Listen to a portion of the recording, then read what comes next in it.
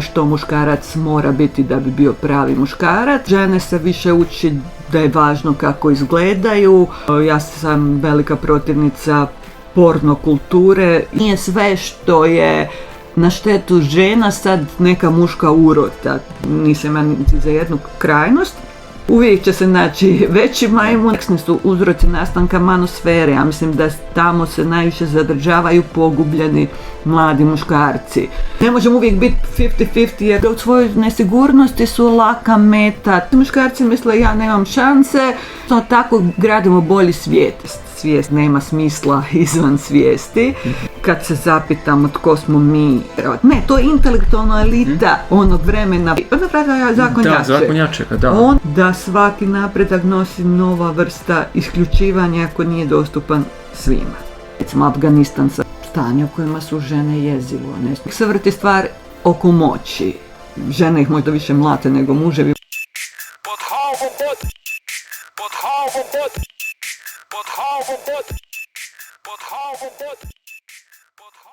Dragi gledatelji, dobar vam dan. Evo danas smo u malo drugačijem formatu, ali sa zanimljivim temama i sa meni jako zanimljivom osobom i sugovornicom, Marijana Bijelić. Dobar vam dan. Dobar dan. Evo, za one koji ne znaju, Marijana je profesorica na Filozofskom fakultetu u Zagrebu. Evo, došli smo malo kod nje obaviti jedan podcast. Nadam se da će vam teme biti zanimljive. Mene nešto strašno zanima i evo kroz cijeli ovaj period bi rado govorio o tome, a to je dinamika muško-ženskih odnosa u ovo suvremeno doba. Pa eto, Marijana, znam da ti o tome, odnosno vi o tome imate puno za reći i htio bi čuti malo vaše mišljenje. Pa to je dosta kompleksna stvar.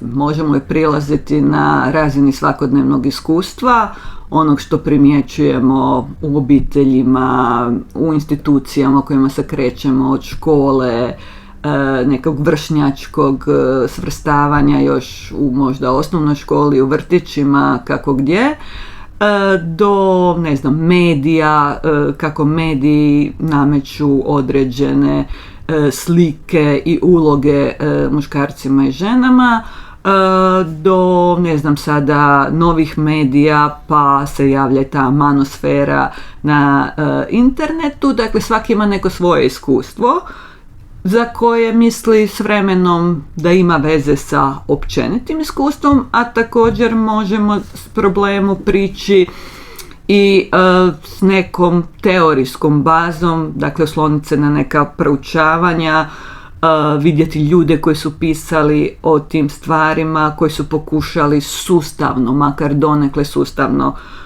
i logički povezano pričati o tim stvarima. Tako da je tema, kažem, dosta kompleksna.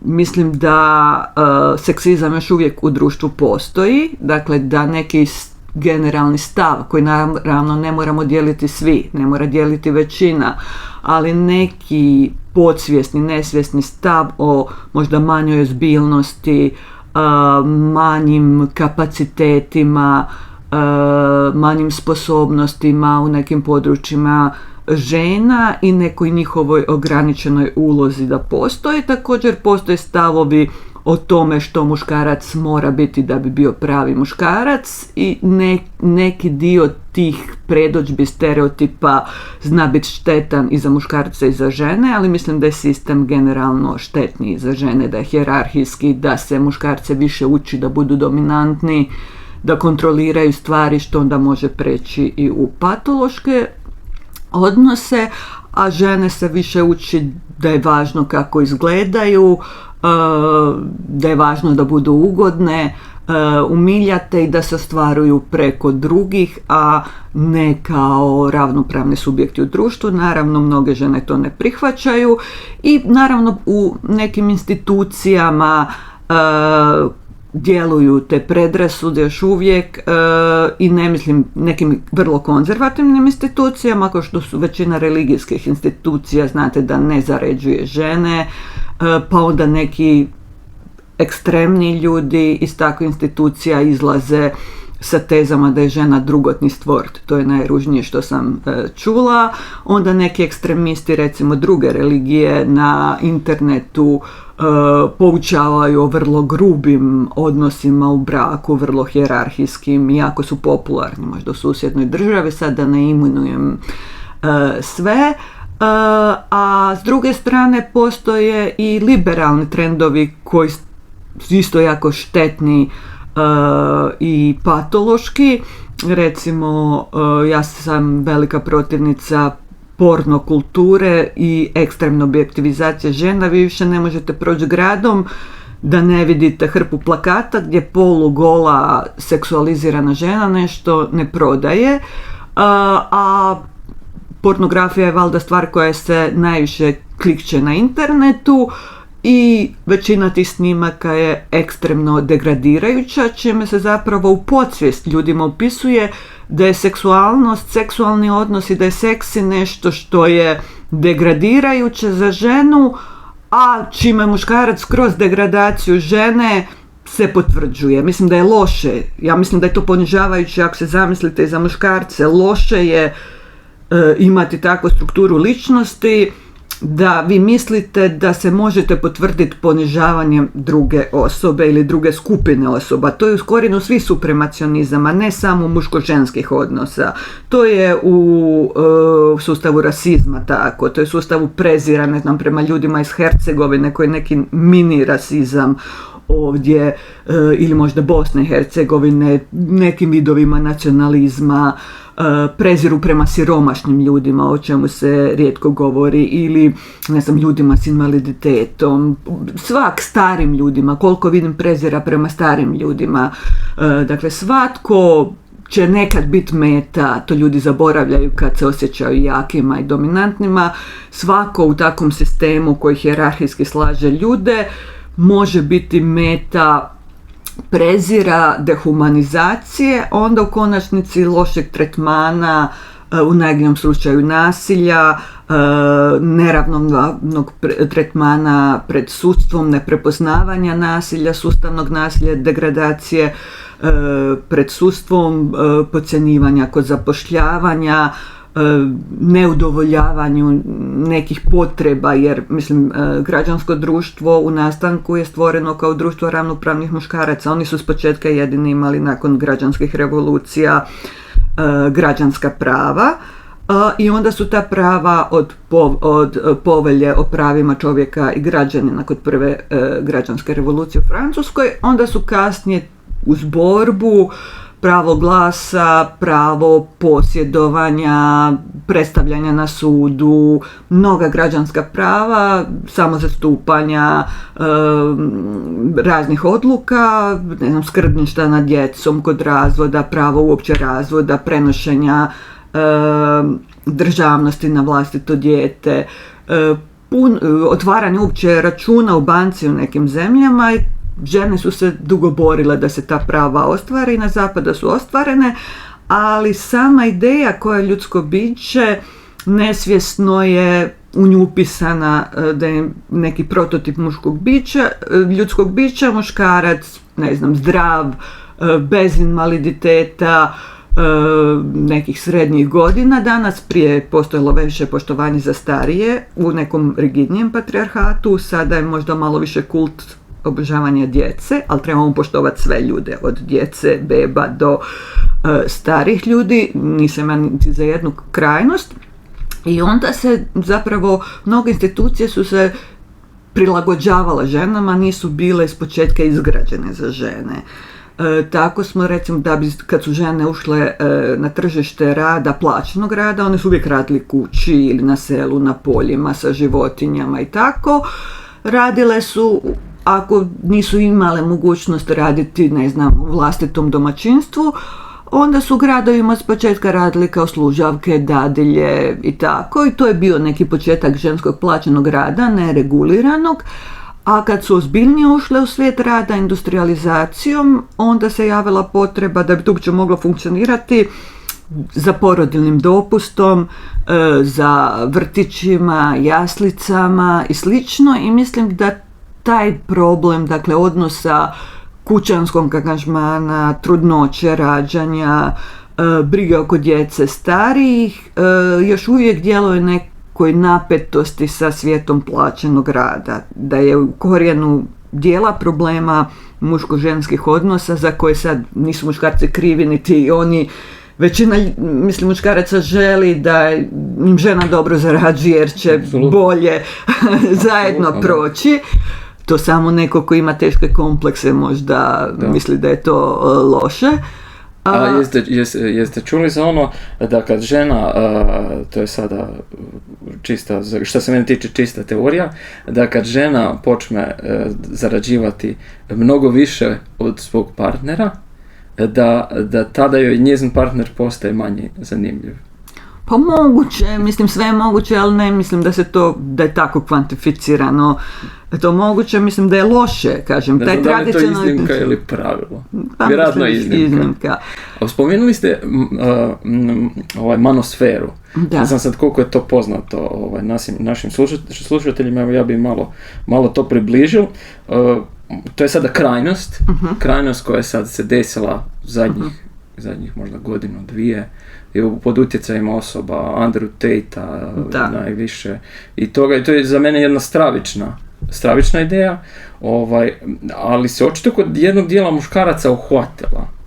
Takav ja imam dojam da se uhvatila, čak sada iznenadilo me, evo supruga je baš gledala seriju na Netflixu, a zove se Adolescencija. Da, sam i ja, da. Da, i kad kaže onaj dijete, od 13 godina, kaže, da li znaš za postotak da 20%, da 80% žena želi onih 20% muškaraca, a za ostalih 80% muškaraca kao ne postoji interes. Ja nisam gledao seriju do kraja, ja malo samo popratim u suprugu, ali malo ja sam otac dvije kćeri i malo se nekad zabrinem taj pravac muškog razmišljanja.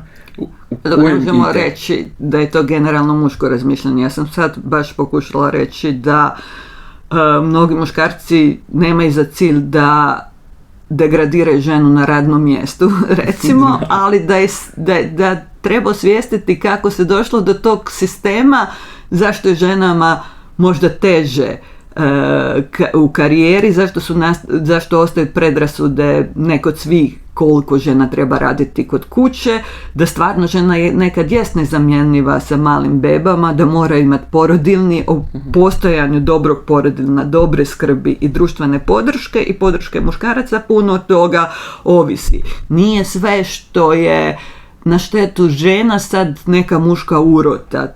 Vrlo su kompleksni ti uzroci i kompleksni su uzroci nastanka manosfere. Ja mislim da tamo se najviše zadržavaju pogubljeni mladi muškarci koji se pokušavaju snaći tek u svijetu muško-ženskih odnosa, seksualnosti, izgradnje vlastitog identiteta, odraslog, donedavno su bili djeca, sad misle da se od njih očekuje nešto drugo. I onda su izloženi u toj svojoj nesigurnosti i u otuđenosti koju suvremeni svijet predstavlja, u smislu da puno smo više online nego što imamo konkretne odnose s ljudima, da u svojoj nesigurnosti su laka meta takvih ekstremnih tumačenja i možda neke svoje normalne priče. Pa svi nekad smo kao mladi imali neku nerealnu zaljubljenost, neko nas je odbio, neko nas je vrijeđao i žene doživljavaju puno seksističkih vrijeđanja i grupnih loših dinamika u razredima, u školama, na internetu opet ekipa iz škole nekog uzme na zub pa ga maltretira, što zna završiti tragično i što ostavlja posljedice čime se treba baviti. I onda neki misle da je to odgovor, da je uzrok njihovog problema ta neka formula koju je smislio neki Andrew Tate, koji možda u to ne vjeruje, ne znam ili samo to vjeruje, ali je vidio da se ljudi na to love i masovno se love. Mislim, danas je cilj mnogim ljudima u javnom prostoru, pričamo mislim na internet, samo pažnja. A algoritmi vrlo često nagrađuju sve što izaziva loše osjećaje, strah, mržnju, prezir, gađenje, nesigurnost i onda to je kao neka rupa u koju se lako upadne. A mislim da je manosfera organski opet vezana sa svijetom pornografije, jer ako se to mladim ljudima servira kao neiskusnima, kao to je to čemu trebate ići, stvari se podudaraju. I onda ako vide objektivizaciju žena svugdje oko sebe, i ako vidite priče iz žutih magazina, ova neka starleta se udala za nekog bogataša, viđen s ovom, s onom, onda ispada, poručujem se, i onda se još namjerno nasmijavaju, ima i tih blesavih podcasta, videa gdje se nalaze takve, mislim, ne znam, žene koje su plaćene da to kaže, ili tako misle da ne žele izaći s muškarcem koji, ne znam, ne posjeduje toliko i toliko, onda ovi mladi muškarci misle ja nemam šanse, žene ne valjaju, one samo gledaju platežnu moć ili ne znam, neki genotip, jedan jedinstveni, i ako ja nisam to, propao sam. Dakle, sustavno na mnogo razina se podržavaju patološki odnosi, jer eto, to se prodaje. Znate, kad sam ozbiljnije shvatio o čemu ste pričali. Evo, nedavno jedna poznanica na društvenim mrežama je nešto popularnija, samohrana majka, i napravi banalnu objavu, stvarno banalnu. Znači nema veze sa niti seksistički ništa, nego nešto s pojevima kao zašto je samostalno. I dolje se nakači takva hrpa komentara i sve od muških osoba. I sada malo sam krenuo čitati i u jednom momentu sam prestao jer su komentari bili, nisu mi bili probavljivi više. To me iznenadilo. Stvarno, i tad sam ozbiljnije malo razmislio o toj manosferi. I onda sam naišao na jednu temu koju je prezentirao, čovjek se zove Richard Reeves, sad ne znam ste se nje. Da, Richard Reeves, on u biti malo ozbiljnije govori baš o problemima sada mladih muškaraca. Znači baš ovo što ste vi rekli, koji sada stasaju, znači ajmo reći pubertet, tinejdžerske godine, i stasaju u muškarce. I da on kaže da se stvarno desilo da možda zbog grijeha moje generacije mog oca, mog djeda, znači muškaraca u mojoj lozi, da sada ove generacije stvarno im se događa da budu dosta izgubljeni i onda dosta pribjegavaju, jako su lako upecani na ovo što vi govorite. I da šta on kaže? On kaže da su zaboravljeni. On kaže da su zaboravljeni, da niko im se drugi ne obraća. Recimo, lijepo ste ispričali o buđenju ženskih prava, što je fantastično. Što je fantastično, 70 godina gdje je žena bila, nije njoj bila opće pitanje da li ona želi ići u brak ili ne. Ona nije imala izbora, nije imala ekonomsku slobodu. Ona je morala ići u brak, doslovno. Ili brak ili časne sestre. Da, doslovno, nije imala izbora. I u današnje vrijeme ona ima izbor. Više brak joj nije pitanje da li mora, nego ima stvarno izbor. Stvarno ima izbor, može samostalno ekonomski pridonositi, može samostalno i odgojiti dijete, može biti samostalno. I on kaže da se zaista hrpa muškaraca ne zna s time nositi. I onda palo mi na pamet strašne stvari koje se događaju kod nas, femicidi, koji su nevjerojatni. I sada razmišljam koliko je toga da se, ne želim opravdavati uopće, to je strašna stvar. Koliko se muškarci u Hrvatskoj, koja je dosta tradicionalna, ne znaju nositi sa novonastalom suvremenom situacijom. I ne znaju nositi sa ženom koja više ne ovisi o njima ekonomski, a oni još uvijek u glavi imaju onaj tradicionalan poredak, i ako ne može biti tako, ne može biti nikako. To mi stravična mi je to pomisao, i da taj čovjek ide u tom pravcu, to je baš nešto ozbiljno za pomisliti. Pa je, to je nešto izuzetno društveno i politički važno. Takve teme se obično stvrstavaju u nešto što nije politički, a jest prvoklasno politički. I to je nešto što cijenimo od feminizma. Feminizam je veliko područje i ja neću sad tvrditi da je sve što su feministice napisale apsolutna istina i prema nekim stvarima sam vrlo kritična. Ali činjenica da ove stvari o kojima razgovaramo, muško-ženske, su jako bitne za čitavo društvo, čini ih političkom činjenicom. Sad ne bih rekla da su svi odreda muškarci mladi u šoku zato što žene mogu zarađivati i živjeti bez njih. Mislim, generacija mojih roditelja je već u velikom dijelu, opet zavisi selo, grad, koje područje, puno ovisi u kakvoj ste obitelji odrasli, to jako puno mislim, meni to ništa, niti mom bratu nije bilo čudno, jer moje bake i djedovi su se već malo prilagodili, roditelji još više, ali definitivno da mladi ljudi traže svoj identitet, traže svoje mjesto i u osobnim odnosima i u društvu.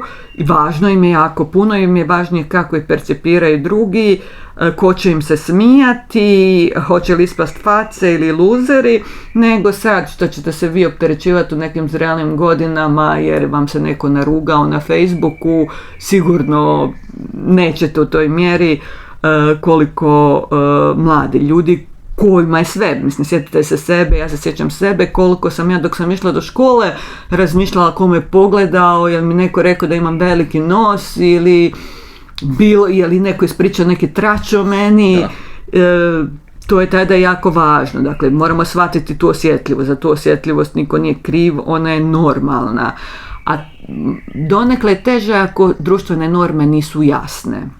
U tradicionalnim društvima, koje opet nisu sve tradicije iste, norme su dosta propisane, onda nema tu pitanja i te norme mogu dosta sakatiti ljude, ne dati im, neko je talentiran za nešto, ali kažeš ti si iz naše obitelji, naša obitelj se bavi obućom, nemaš šta ti se što baviti matematikom, ili ti si žensko, nemaš se ti pogotovo što baviti nečim što te zanima. Ili imaš 10 mlađe braće, ti moraš biti druga mama u kući, a ti moraš s ocem tamo ići u radnju i raditi to. Dakle, za mnoge ljude je to bilo jako ograničavajuće i nesretno i negdje starijih, ja imam svojih obiteljskih nesretnih priča, brakovi koji baš nisu bili željeni i tako dalje, ali to je bilo davno. Ali kad su norme slobodnije kao što je danas, a istovremeno postoji puno sumanutih tendencija, zahvaljujući društvenim mrežama, nestabilnosti u svijetu, zbog ratova, nestabilne ekonomije, možda mnogi ljudi muči egzistencijalni strah da neće moći osigurati sebi, obitelji, preživljavanje, pa što ako se razbole, recimo danas gotovo svak može naći posao ako je zdrav, ali ako se ljudi razbole, a to još nosi neke troškove i često ne možete dobiti zdravstvenu uslugu odmah kad vam treba, ili ako neko ovisi o vama, bolesni član obitelji, ako vam se čini da društvo nema budućnosti i tako dalje, onda mnogi ti strahovi se prevaljuju na ljude i pogotovo mlade ljude i oni se ne snalaze i onda im se nude svakaka instant rješenja koja nisu instant rješenja nego koji pogoršavaju. Ako vi progutate tu crnu pilulu, kako se zove, tamo vam daju upute kako da se ponašate, baš da biste imali problema sa ženama. To je kao samo ispunjuće proročanstvo, kao nemojte biti pristojni i ugodni s curama, nego budite bezobrazni, vrijeđajte ih i onda će vas voljeti i onda ćete ostvariti svoju dominaciju, a dominacija je najvažnija. Čim se preplatite na dominaciju, koliko god vam se činilo, možda dobijete, ostvarite negdje neki šus, to je najgora droga, to ko da ste prvi put valjda uzeli heroin, nisam, ne preporučam nikome, i onda mislite to je to, ali uvijek će se naći veći majmun od vas, jer preplatiti se na dominaciju, kažem, prostite majmuni, znači preplatiti se na jedan antihuman, animalno glup način funkcioniranja, jer ljudi i sve što su dobro napravili su suradnjom iz ljubavi. Govorim najšire iz ljubavi, ne samo mušku-žensku ljubav koju vjerujem, koja je jako lijepa stvar i svakom želim da mu se dogodi. Naravno i seksualne manjine imaju pravo na svoju ljubav. Želim, dakle, ali bitna je ljubav prema ljudima, da ne morate vi jako sad nekog voljeti. Ja mislim u tom nekom humanističko-kršćanskom smislu da želite dobro. Dakle, ne moram ja obožavati svoje kolege. Neki su mi manje simpatični, neki su mi više simpatični, ali želim da naša suradnja uspije, da im je ugodno na radnom mjestu. Ako je neko bolestan, mi nekad skupljamo na fakultetu novce ako se ne može drugačije riješiti, jer želimo da niko ne umre. Želimo, mislim, znate, bilo u javnom prostoru, skupljali smo novce zato što želimo ljudima dobro. Ne želimo sad kad neko padne na pod, želimo da dođe hitna i da ga ljudi odvezu što je prije moguće i da mu se pomogne, a ne ako neko padne na podu da ga opljačkamo i prodamo organe. Apsolutno se slažem s vama, baš na tu temu, ovo kako smo A danas se jako postiče u političkom diskursu, internetskom, to dobro je biti nemilosrdan, glupo je biti dobar, glupo je voljeti ljude, solidarnost ne postoji, postoji samo ko je jači. I to se posebno prelama preko muško-ženskih odnosa, ali je to i, znate, u muškim društvima odmah hijerarhija ko je veći, ko je jači, kamo poniziti ovoga. To je jednostavno loše. Ne možete nikako, to je iluzija da ćete se vi uzdići ponižavanjem druge osobe. Uvijek ponižavate sami sebe, ponižavajući drugu osobu. Da, gledate ogledalo u biti kad to radite. Baš na tu temu isto je čak rješenje otprilike isto, na istome tragu nudi taj gospodin Richard Reeves. On kaže da je genijalna stvar to što se dogodilo, napredak žena, da je to apsolutno genijalna stvar i da to apsolutno treba ići u pravcu kojem ide. I on kaže, obraća se tim mladim muškarcima i kaže da jedino što vidi je, baš on kaže to, kako bi to točno i preveo, u vidu služenja. U služenja kaže, služite i budite na opću dobrobit gdje god možete. Gdje god možete biti na opću dobrobit, recimo ovo nešto kako vi govorite, pomoć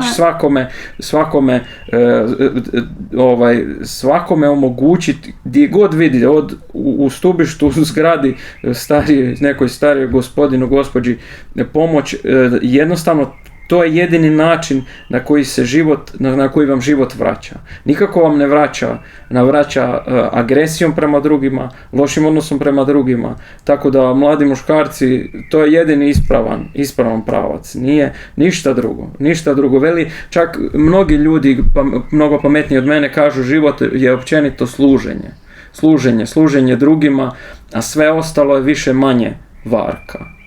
Dobro, to je jedna kršćanska poruka, ispravno shvaćena kršćanska poruka. Ja osobno nisam članica nikakve crkve i zato što mi smeta što su patrijarhalne i hijerarhijske organizacije, većina, ne sve, ali stvarno vjerujem u tu poruku ljubavi, u tu temeljnu evanđelsku poruku ljubavi za sve ljude i odustanak dominacije. To je velika vrijednost. Mislim da mnogi ateisti zaziru zbog opet svojih trauma, zbog toga što su doživljavali vrijeđanje, zbog dijela ružnog ponašanja religijskih institucija i njihovoj povijesnoj ulozi u podrškama nekim lošim hijerarhijama. Zaziru od toga da je humanistički moral tjesno povezan povijesno s kršćanskim moralom. U nekim drugim dijelovima svijeta neke poruke slične možda se mogu dobiti kroz druge religijske tradicije. Ja ne želim sad reći ovo je jedini put. Mislim, ja sam čitala evanđelja kao neko ko nije bio a priori vjernik, kao neko ko nije mislio to je a priori istina i stvarno sam našla nešto u tome, a to je ta poruka. Možda služenje danas zvuči prezastrašujuće ljudima. Dakle, ljudi zaziru od toga da budu otirači. Niko ne mora biti otirač. ali gledajte da situacija bude bolje za sve. Ja mislim da ne postoji moje dobro na račun patnje drugih. Postoji samo opće dobro. Ili je dobro ili nije dobro. Možda ne možete, ljudi ste, nekad ćete preći preko kraj nekog u potrebi. Ne možete sad doći kući da baš svakom ko vam izgleda da ga nešto boli, da mu treba novaca, da ovo, da ono, da mu pomognete. Ali s jedne strane treba na osobnoj razini pomoći ljudima koliko se može i graditi dobre odnose i mislim da muško-ženski odnosi i u vezama trebaju imati taj prijateljski aspekt razumijevanja, razgovora, empatije. Empatija je jako važna inače i želje da nam bude svima dobro. Ko stigne prvi napravit će. Ne možemo uvijek biti 50-50 jer nemamo ista opterećenja izvana. Neko je bolesniji, neko više spava, neko ima bolesnu mamu pa će više s njom provesti vremena, drugi će uskočiti, neko vozi, neko ne vozi, neko imamo različite sposobnosti, neko ima neki invaliditet manji, veći, neku bolest, nešto, ne znam, i onda pomažemo, ali bitno je htjeti da nismo luzeri, to je da nam se prodaje priča da smo luzeri ako ćemo pomoći pa će nas namagarčiti, ne mora to odmah, jednostavno tako gradimo bolji svijet. Ja ne mislim da mi se sad treba, ne vjerujem u te neke magijske, sad sam ja napravila nešto dobro i sad će meni svemir odmah vratiti pa ću ja dobiti na lotu ili nešto će mi neko promaknuće ili neki moj cilj će se odmah ostvariti. Uopće ne mislim tako, ali mislim da jednostavno ili ulažemo u tome da su odnosi zdraviji i bolji, koliko mogu. Svi imamo ego i mislim da je u redu samo zaštititi se u smislu da se ne damo gaziti, pogotovo od jačih, bahatijih, da nekad imamo pravo reći stop, ne želim se tome izlagati, ovo nije pravedno, nije u redu, ali da svakako moramo paziti da nismo mi ti koji gazimo i da damo ruku ovima koji su na podu i da ako se ne gazi nas, nego naše kolegu ili nekog tamo Nepalca na ulici ili bilo koga, neku staru ženu, starog čovjeka vrijeđaju u bolnici ovamo na stubištu jer ne može tako brzo hodati ili nešto, da se moramo zauzeti koliko možemo. Kažem, svaki ima svoje granice. Ja sam imala neke razdoblje životu kad sam imala zdravstveni problem koji nije ispao tako težak kao sam mislila. Ali tada jednostavno nisam imala kapacitete biti dobra prema drugim ljudima, bila sam jako, nervozna u tramvaju, ne bi se digla nekome, nisam htjela da mi neko dođe blizu. I onda sasvim razumijem te stare ljude u tramvaju koji možda i viču i vrijeđaju. Razumijete koliko možete, što vam je teže, možda vam je teže i biti dobar prema drugim, ali kad pomognete drugom da bude bolje, onda će valjda biti i bolji. Jako ste dobro rekli, rečenica koju ja se nisam znao izraziti pravilno, gledajte da svima bude bolje. Da. To je ključna rečenica. Onda spomenuli ste empatiju i preko toga kažu da je nova valuta, stalno se malo vraća na muško-ženske odnose, jel ta tematika, kaže da nova valuta više nije visina primanja, jel često puta, eto sada, jednostavno visina primanja kod mnogih partnerskih odnosa ide u korist žena danas. Nego kaže da je nova valuta emocionalna inteligencija. Tako da, eto, razvoj te emocionalne inteligencije ide baš tim putem. Gledajte da drugima bude bolje. Ako se trudim gledati kako drugima bude biti bolje, kako gledati u tom pravcu i razvit ću i tu emocionalnu inteligenciju u tom boljem pravcu. I ovo što se tiče religije i baš super mi je stvar, jedan moj prijatelj kojem volio bi ga slijediti u puno njegovih pogleda, upravo gleda stvari kako gledate vi.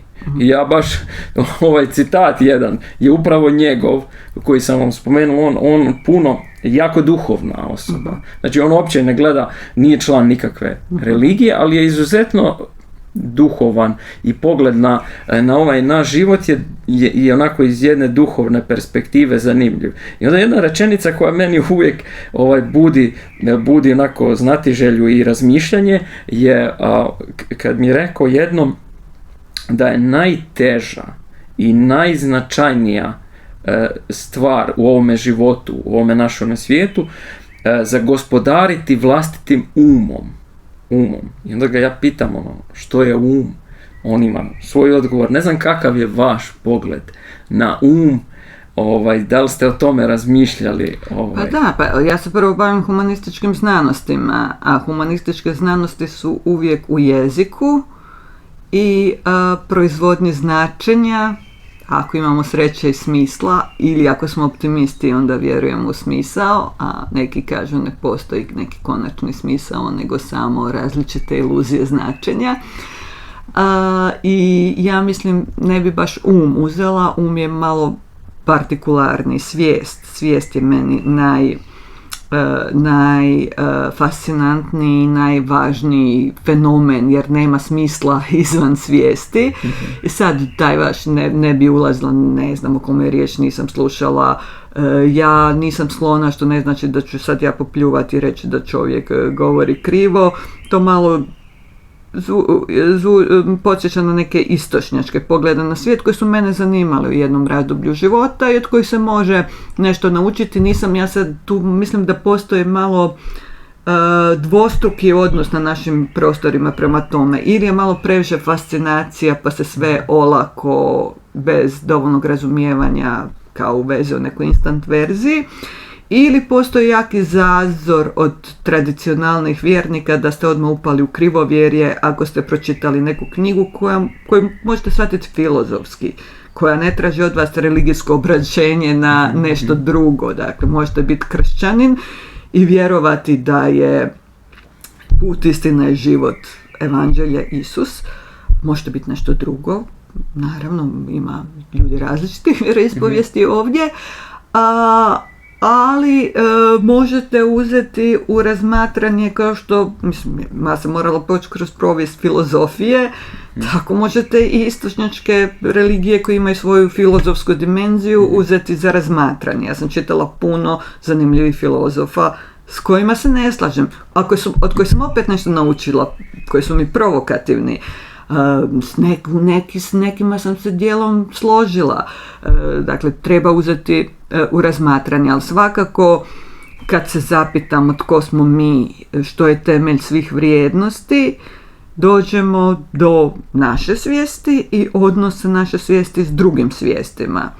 Tu mislim na ljude i na božansku apsolutnu svijest. Ako vjerujete u nju. Da, ja gledam isto razmišljajući, a isto na način o kojem ste vi sada govorili. Moj neki jednostavan odgovor, brzi odgovor bi bio da ovaj naš život, da je ovo jedno tjelesno iskustvo, a da smo mi možda duhovna bića koja imaju jedno tjelesno iskustvo. Znači tako ga ja percipiram, ne kažem da je točan, ne kažem da je takav mi je neki, eto, slažem se, meni tako nešto djeluje, s tim da nijedan moj stav nije zakopan, čvrsto ubetoniran. Tu sam da učim, tu sam da čujem nešto pametnije, nešto što uvijek svaki moj stav je otvoren za raspravu, kako da kažem. Dobro, ako ste sad kod tog pitanja duha tjelesnosti, ja mislim da mi uglavnom nismo dovoljno kapacitirani da bismo uopće shvatili što je tjelesnost i da ta opreka duhovnost, tjelesnost je malo naivna iz ljudskog gledišta. Ja mislim da je tjelesnost jedna vrsta ograničenja koja je bićima s ograničenom sviješću sklonima da rade puno gluposti potrebna. Jer zamislite da se odmah dogodi sve što zamislimo. Neki SF filmovi su snimani za tu temu. Recimo film Sfera preporučam.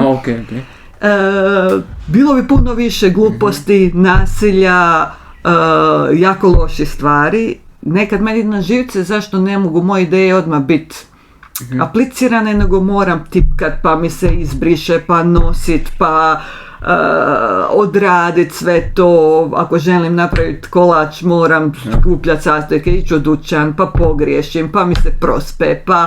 Dakle, tjelesno zna biti frustrirajuće, pogotovo ako imate neki fizički problem, pa boli vas, pa ne možete obaviti neku radnju koju želite obaviti, ne možete dohvatiti nešto, ne možete se sagnuti, ne možete ko ima ograničenja i to je sve frustrirajuće. Ali ako vidite povijest svijeta koju znamo, povijest zapadne kulture, svaki tehnološki napredak koji je ubrzao stvari, iz početka se ljudi nisu snašli i donio je i puno zla, iako u konačnici mislim da je više dobro. Ja ipak vjerujem da nije zajamčen, ali je moguć razvoj prema boljem. Ne mislim da je unaprijed dano. Možemo sve upropastiti, ali možemo se razvijati prema boljem. Možemo povećavati znanje i razumijevanje.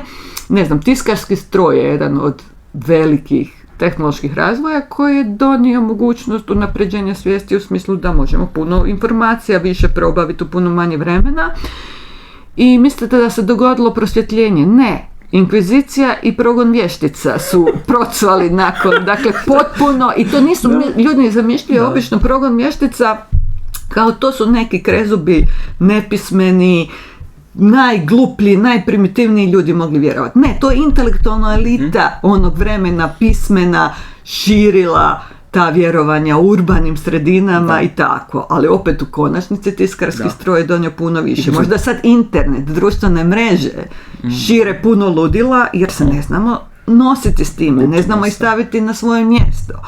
Tako sve što ljudi petljaju, ja sam zato protiv transhumanizma jer mislim da ljudi stvarno ne znaju što rade. Možete objasniti transhumanizam ovo? Dobro, ali još ću se zaustaviti, ali objasnit ću transhumanizam, ali rekla bi da je česta zamka kod ljudi tehnologije, ubrzanja i zato nam treba tijelo, jest da ljudi ne znaju što rade, što je Isus rekao. I sav grijeh, sav problem proizlazi, sav patnja iz nesvijesti. Nisam ja tu cijepljena od toga. A transhumanizam je ideja da nekakvim tehnološko-biomedicinskim postupcima možemo prevladati neke bazične tjelesne zadanosti. Dakle, da možemo prevladati spol, da možemo biti spola kojeg izaberemo. Ekstremni transhumanisti misle da bi bilo dobro neka vrsta eugenike, kao Musk recimo, većinu svoje djece dobio umjetnom oplodnjom, neke od surogata, birao je spol, birao je neke osobine, dakle nekim probirom. Ekstremni idu na genetski inženjering, ekstremni valjda misle da se mogu postati kompjuterski kod, da mogu postići besmrtnost, uglavnom traže spas u tehnologiji. Ja ne mislim da je spas u tehnologiji, ali nisam od ovih ludita. Ludite su bili oni koji su razbijali strojeve jer su mislili da će izgubiti poslove zato što više ne moraju prati na ruke nego postoji stroj ili ne moraju, ne znam, te poslove koji su se radili puno teže manuelno, sad stroj odjednom to u par sekundi napravi puno više. Ja mislim da su dobre tehnologije koje se koriste za dobro. Dakle, ako ćete vi genetski liječiti genetske bolesti, ako ćete vi olakšati patnju ljudima. Ja nisam ni od onih vjernika koji će prezirati uopće dobrobit ljudi, radimo rađajte djece koliko možete, nema veze socijalna zaštita, vrtići, ništa, liječenje bolesti, nek umre ko treba umrijeti. Bog će se za sve pobrinuti, mislim da je to pogrešno shvaćanje vjere. Mislim da trebamo gledati sve što imamo da pomogne da olakša patnju drugima, iako je nikad nećemo moći sasvim prevladati, do, ne znam, neke generalne transformacije, da ne kažem drugi dolazak ili koja god transformacija bude, ali da ne možemo prestati biti ljudi, dakle ne možemo se preobraziti, isprogramirati, postati neka bića neograničeno tjelesnim.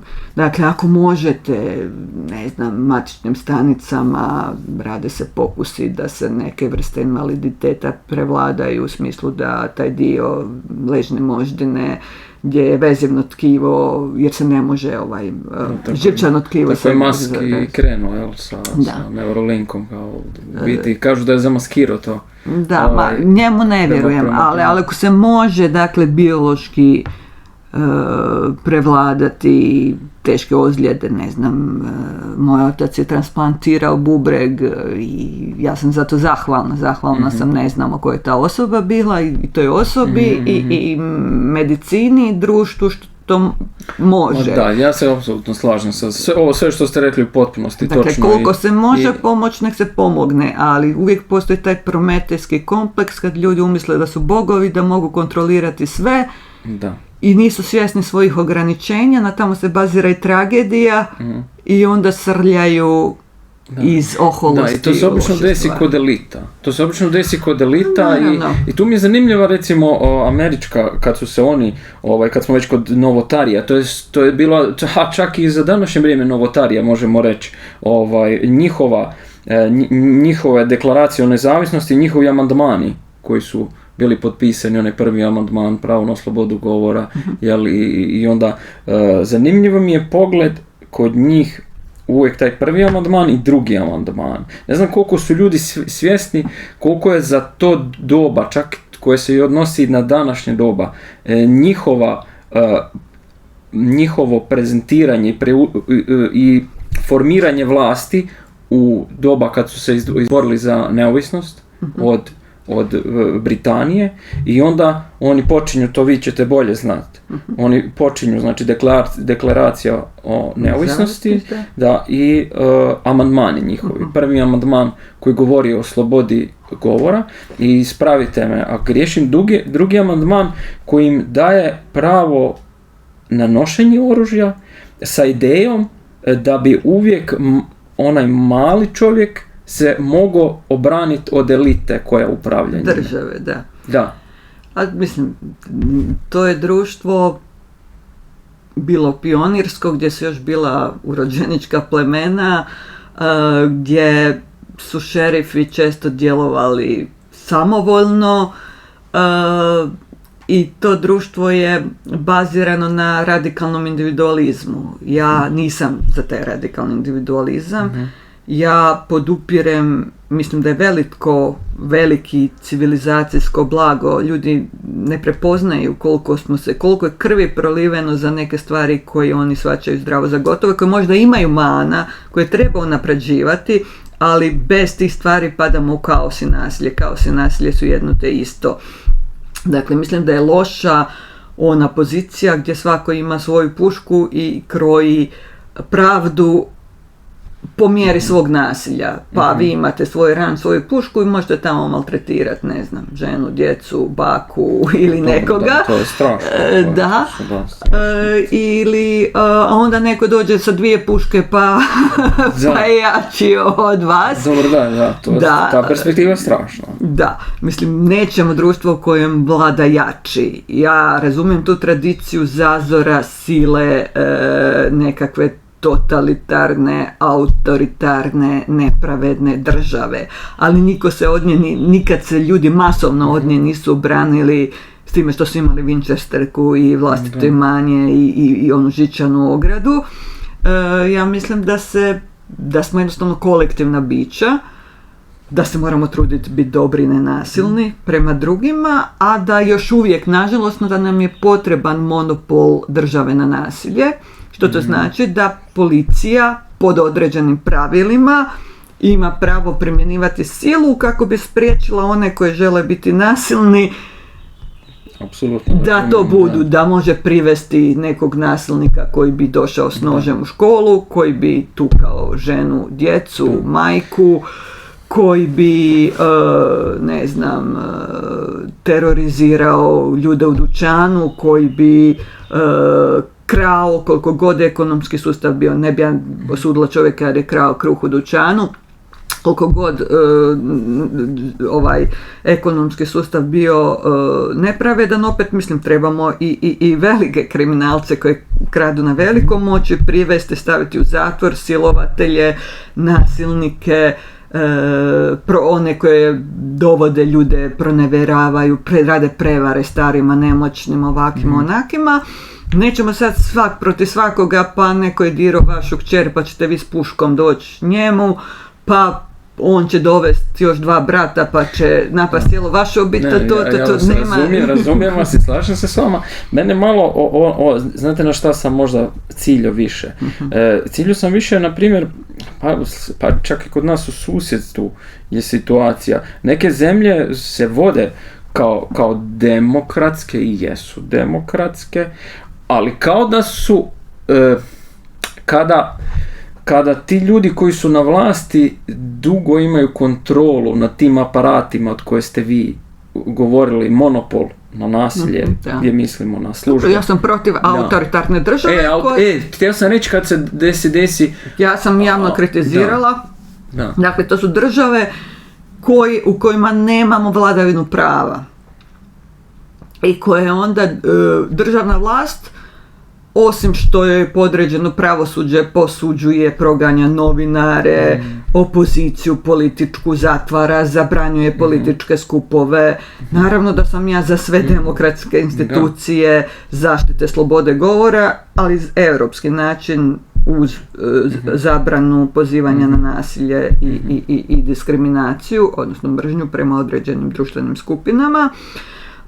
Ali to je nefunkcioniranje države prava i tu onda vrijede paralelni sistemi gdje vlast ima svoje batinaše, ima pravosuđe pod kontrolom, pa onda neće procesuirati njihove batinaše, trovače koji bacaju ljude, one koji bacaju ljude kroz prozor i takve stvari. I dakle to je užas. Pravna država koja dobro funkcionira, ne kažem da je kod nas idealna, nigdje nije idealna, ali znamo da imamo boljih, gdje se osjećamo sigurnijim, da će nasilnik, silovatelj, neko ko radi velike prevare završiti u zatvoru ako se dokaže, i gdje će policija raditi na tome da se dokaže, i imamo one države gdje će policija štititi lokalne šerife ili provoditi određenu vrstu terora. Naravno da sam ja za državu koja će raditi na korist građana, gdje će zakon, prva stvar za zakon je da jednako vrijedi za sve, a onda ja apsolutno slažem se da živimo i mislim da živimo u doba, možda najbolje doba što se tiče za pojedinca, da mu je najugodnije, čak smo do te mjere možda malo i razmaženi. Kako ono kažu da kralj koji je bio, ne znam, 100 godina unazad, nije imao ni blizu uvjete koje ima običan, najobičniji prosječan građanin u današnje doba. Što se tiče pogodnosti, od medicine pa nadalje i svih to je rezultat znanstvenog tehnološkog napretka i ja ne bih bila nezahvalna ni na nasljeđu pravne države koliko god u nekim aspektima u Hrvatskoj bila disfunkcionalna i koliko god se nepravde događale, trebamo se truditi da bude bolje. Meni je sasvim sumanuto, postoji pokret, ne znam ste čuli, protiv zatvora, jer su kao zakon protiv zatvaranja ljudi u zatvoru, to se čak prodaje pod feminizam, pod antirasizam, pa ako nema zakona, onda zakon jače. Onda neko imućniji, neko s većim mišićima može bez ograde, bez prepreke terorizirati dokle stigne. Ili u svoje ukućane, ili svoje selo, ili već dio svijeta. Naš razgovor je uzaludan. Automatski. Da. A zakonska država, monopol na primjenu sile, koja treba biti minimalna, policija ne puca na čovjeka osim ako on direktna prijetnja nekom drugom.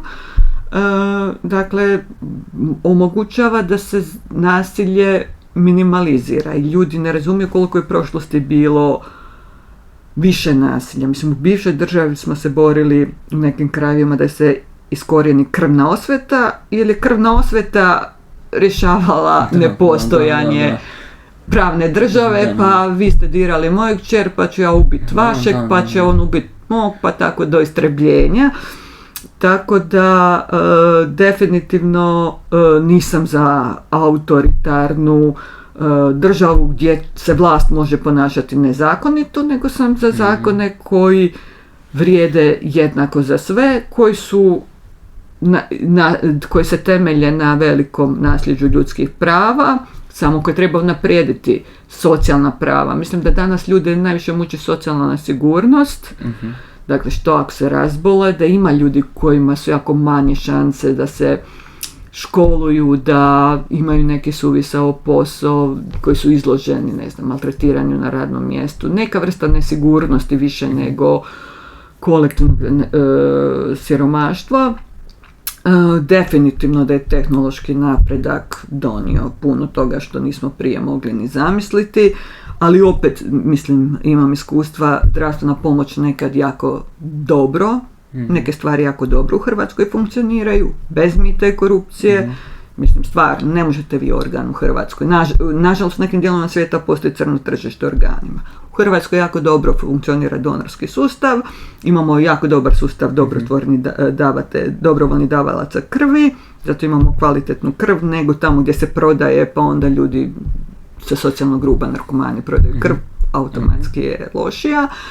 Ali imamo i velike liste čekanja, pa onda se ide preko veza, pa čovjek koji nema veze i novaca, ja nešto idem privatno, nešto idem javno, razumijem da onaj koji nema ni veze ni novaca se osjeća sami napušten. Ima starih ljudi, nemoćnih ljudi, ljudi s invaliditetom, ljudi koji ne mogu se uključiti u svijet rada da bi si i ne mogu zaraditi toliko da bi si priuštili neke osnovne stvari. Istina je da je internet odlična stvar, ali postoje djeca koji idu u školu, nemaju kući internet, kompjuter, oni su automatski izbačeni iz društva, nismo svi dovoljno uključeni.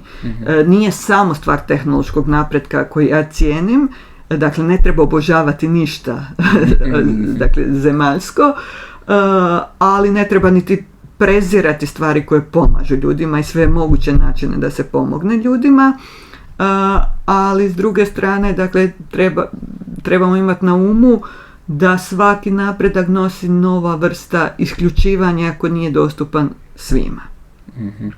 Da. Da, ja strašno volim Hrvatsku zapravo. Ja strašno volim Hrvatsku i stvarno stoji ono da smo među najsigurnijim zemljama na svijetu, to je točno. Ja se osjećam ugodno na cesti. Ne bih sad išla u neke zakučaste dijelove grada po noći sama, ali u mom kvartu nekad idem i u 10 sati u dućan jer sam taj tip. Na 99% Hrvatske je tako.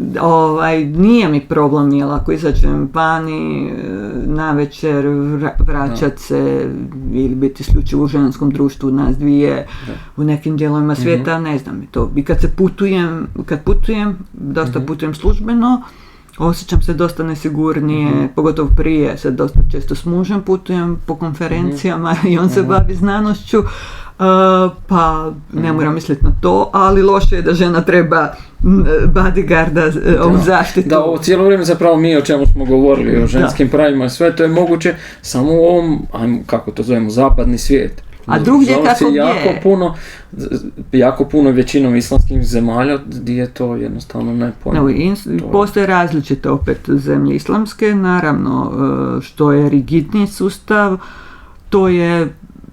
to su ti odnosi loši, nasilniji, zakoni su takvi, institucije su takve, običaji su takvi, tako da postoje recimo Afganistan, sad kad je Amerika napustila Afganistan, stanje u kojima su žene jezivo, ne smiju se pojaviti u javnosti, ne smiju biti blizu prozora, ne smiju se školovati, ne smiju imati svoje ime, to je ekstrem. Opet, kažem, ima ljudi koji drugačije shvaćaju islam, pogotovo sad u susjednoj državi i naši sugrađana, koji, ja sam recimo poznala jednu libanonsku obitelj, libanonsko-bugarsku, koji sasvim drugačije to žive, koji jednako brinu da im se kćeri školuju, kao i sinovi i koji se poštuju međusobno. Dakle, dosta je do ljudi, ali definitivno jako često se javlja ta korupcija nekih nasljeđenih obrazaca kulturoloških, patrijarhalnih koji su se povezali s religijom, koji možda nisu originalna religijska poruka i onda ih institucija religije i patrijarhalne institucije štite od bilo kakve kritike, jer čih mi kritikujete, vi ste demon, vi ste protiv Boga i onda se te stvari teško mijenjati. Mislim, recimo u Saudijskoj Arabiji postoji veliko nasilje prema imigrantskim radnicama koje uzimaju bogate obitelji da čuvaju djecu, da rade po kući te stvari domaćinske. Ne znam uopće. Da, baš budu izložene silovanjima, mlate ih i žene ih možda više mlate nego muževi ih siluju, češće seksualno zlostavljaju i življavaju se na njima zato što je njihovo društvo tako hijerarhijsko da svak mora se življavati na nekome. Ne kažem da su svi ljudi u Saudijskoj Arabiji zli, daleko od toga. A jednostavno postoje mnogi nasilni obrasci, ali nisu sve te zemlje iste, niti su svi muslimani isti. Ovo baš nisam znao da za Saudijsku Arabiju što ste rekli. Da, vrlo često je kod bogatih zaljevskih monarhija Saudijske Arabije, gdje postoji sloj perverzno bogatih ljudi, već je to loše, postoji i drugdje, ali čim te razlike puno veće, gdje postoji sloj perverzno bogatih ljudi, rađaju se razne perverzije i jako dominantni nasilni obrasci. Mislim, postoje oni uzvoze strane radnike koji žive baš bez ikakvih radničkih prava, opljačkaju im tu crkavicu koju zarade, spavaju po ulicama, šalju doma novce, baš jako loše. I te sluškinje možda zato što su u privatnom prostoru još više nemaju se kome požaliti. Mislim, ja sam osobno na aerodromu u Istanbulu vidjela kako se te obitelji, žene, tim sluškinjama koje izgledaju kao su s Filipina, tako nekako jako nehumano odnose u javnom prostoru, mogu misliti u privatnom prostoru, tako da postoje svakakve perverzije raznih društava, što je više tvrđa hijerarhija, što je više nasilje i dominacija u korijenu ljudskih odnosa, a ne međusobno uvažavanje, jednakost, briga za druge, to je lošije. Što ja mislim da je zapadna kultura nešto vrijedno, koliko god cinična, licemjerna, nedosljedna, gruba prema drugima, često i rasistička bila, ali u mnogim drugim kulturama postoje mnoge loše stvari, a postoje neke kulture sigurno možda manjeg dosega gdje su ljudi našli način da budu miroljubljivi i gdje je manje tih dominacijskih odnosa. Da, ovo kako ste spomenuli, ove bogate obitelji, onda mi je asociralo malo na to bogatstvo, u biti koliko mi imamo vremena, uopće još nisam gledao na sat, valjda još imamo. Htio sam spomenuti bogatstvo, imao sam priliku upoznat, vjerujem vi još više, bogate ljude i pokazalo jedan moj apsolutni zaključak koji apsolutno stojim, evo to je jedan od dijelova koji sam siguran, da bogatstvo ne čini sreću. I upoznao sam jako bogate ljude koji su izuzetno nesretni. I upoznao sam ljude koji su tako prosječni, čak spavaju kraj s krajem, izuzetno sretni.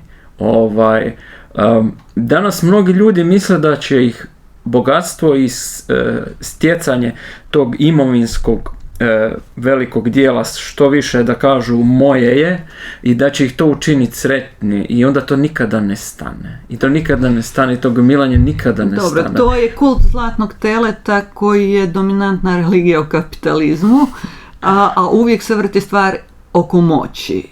To je ta pogrešna ideja da će se čovjek tim više ostvariti što skupi više moći, a u kapitalizmu ste moćni što imate više novaca. Novac je glavni medijator moći.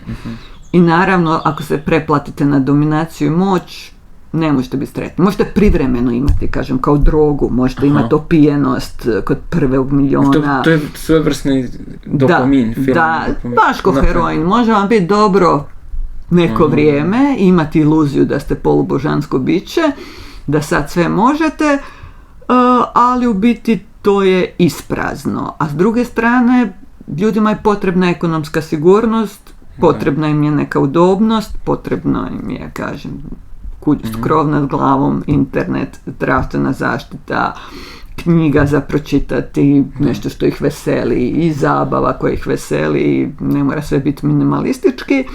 Potrebno im je da se ne osjećaju isključeno. Ako sad svi u razredu imaju markiranu odjeću, onda će se ono dijete s odjećom iz Lidla osjećati loše. Ako je društvo tako da nije bitno koja ti je marke odjeće, onda će se i onaj sa majicom iz Lidla osjećati dobro. To je bilo zanimljivo sa Lidlom, jer moje kćeri su bilo doba kad su ono zezali Lidliće, i onda je odjedanput, znate, mjesec dana nakon toga je postalo popularno imati Lidlice, su oni zvali. Da. To su bile čarape od Lidla, tenisice i stvarno je bilo popularno. Brzo se zaokrenuo trend. Pa to je dobro, treba ironizirati taj snobizam. Kažem, ljudi, ja razumijem, nije potrebno biti bogat, potrebno je imati društvo u kojem nikom ništa ne fali, u kojem se ljudi neće grčevito bojati siromaštva, jer će elementarne potrebe svih biti zadovoljene. Zato sam ja za neku vrstu socijalizma, što ne znači da sam za vlast jednopartijskog režima i represiju države, to sam već rekla da nisam, nego mislim nordijske države pa još bolje od toga. Dakle, socijalna skrb kvalitetna za sve, da se ljudi ne boje siromaštva u starosti, da će biti ostavljeni sami, da će kopati po smeću, da neće moći u liječnika ako se sami ne mogu kretati, ne mogu platiti taksi, ne može ih niko prenijeti, da se ne moraju bojati nekih užasnih ima domova za stare i nemoćne gdje idu najsiromašniji ljudi jer dosta to košta, pristojan dom dosta košta.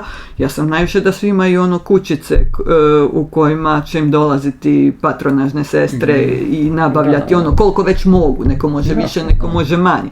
Dakle, da su svi zbrinuti, onda stvarno ne treba vam let u svemir komercijalni, ne treba vam, ne znam, najnoviji automobil s ne znam koliko čega, konja ili čega, ja se stvarno ne razumijem, ne treba vam, ne znam, markirana, ne znam kakva odjeća, ne trebate se pokazivati kroz to jer to nije ljudska vrijednost. Da, ja imam osjećaj da to pripadanje nečemu je čak možda najbitnije. I ti neki ljudi koji steknu ogromna sredstva, ali dalje nemaju onaj svoj krug ili osjećaj da pripadaju negdje. I onda i dalje samo stječu tu dopaminsku injekciju na ovaj način koji ste vi rekli. Evo ništa, Marijana, možda možemo završiti samo vrijeme nam je isteklo beskonačno.